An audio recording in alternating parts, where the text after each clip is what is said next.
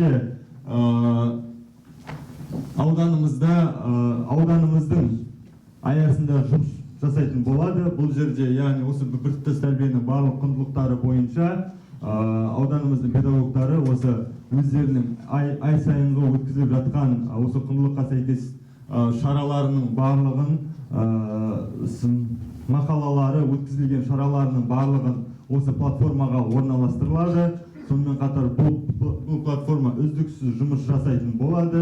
Педагогтар кез келген уақытта қалаған жаңағы бір тақырыпты негізге ала отырып, сол құндылықтың басқа ауылдың педагогтарының өткізген шараларын тәжірибе ретінде осы платформадан алып бөлісе алады.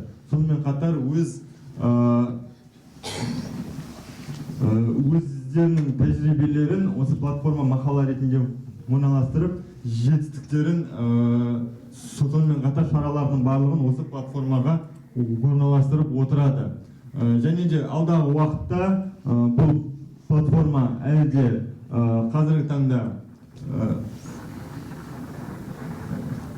таңда жүзеге асырылу барысында әзірше біз ауданымызда эксперимент жүргізіп аламыз. Содан кейін бұл платформа басқа аудандарға да, яғни облыстық деңгейде қолжетімді болады. Және де авторлық құқық алғаннан кейін осы біздің Ақтөбе облыстық білім басқармасының әдістеме орталықтың, яғни республикалық деңгейде бұл платформа жаңағы тәжірибе тарату барысында жүзеге асырылатын болады. Бұл бойынша бізде оқу вице-министрімен бірге және де тәрбие бөлімімен бірге бұл жоспарымызда бар. Қазір көріп тұрғандарыңыздай, бұл жерде бізде 6 құндылыққа бөлінген, әр құндылықтың батырмасын басу арқылы, яғни сол құндылықтан ауданымызда өткізілген шаралардың барысын көруге болады. Жалпы бұл платформа сіздерге, егер арнайы чаттарыңыз болса, бұл платформаның жалпы сайттың адресін алдағы уақытта жібереміз.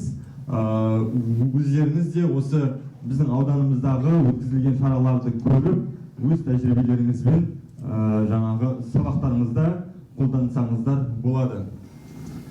Яғни бұл жерде барлық үшқыр ой алаңы, шабыт, балалар кітапханасы, смарт бала, яғни барлық құндылық осы жерде тұр. Осы әр құндылықтың, яғни басу арқылы әр бағыттың өткізілген шараларды сіздер көре аласыздар. Жалпы бұл біздің бүгінгі семинарымыздың жаңашылдығы деп айтсақ болады. Сонымен қатар, қазір білесіздер, қазіргі заман жасанды интеллекттің заманы. Осы біртұтас тәрбиенің де осы жасанды интеллект бағытында өзінің бір жаңағы жасалған жұмысы ретінде көрсеткіміз келді.